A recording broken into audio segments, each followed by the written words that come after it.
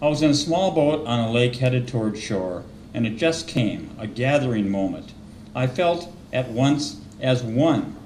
The sun on my skin I could feel, and the breeze blowing, and the spray of water from boats and the wake, and I felt the waves on the shore, and I felt the whole of the lake and the land, the green of the grasses, the trees, every leaf, and people and their voices, and grills cooking. I felt cabins and cars. I felt the birds of the air and the fish below, and the loons calling.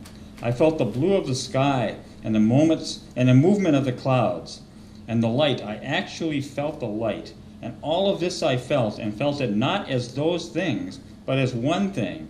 And they merged and melted into a oneness. And I felt myself dissolving into it all. And it was no longer me, but it was the one and everything. And I felt the feeling of each, which was the all. And above all, I felt I was in the grand circle made up of itself. And it all became one, and it was one. And it was all alive, and this feeling was my feeling. And there was no my, only this living, breathing energy that was this moment, that was outside of time, and time too. This feeling being that it was beyond words to describe, this otherworldly world that is this world, and that I had not seen before.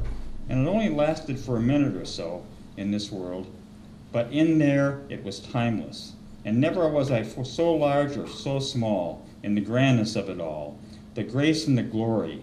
And then I returned from that oneness into this world, where there is separation, which is where I am now, no longer beyond time, but in time.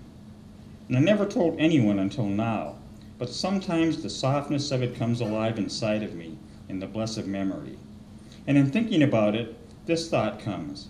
I wonder if this is what we feel when we die, and when we come in the glory of this oneness before we come back as someone or something else and spend that life feeling what that thing feels, forgetting the oneness that we were on this higher plane, and to live in this one, beyond the mind of eternity, until we are called there again.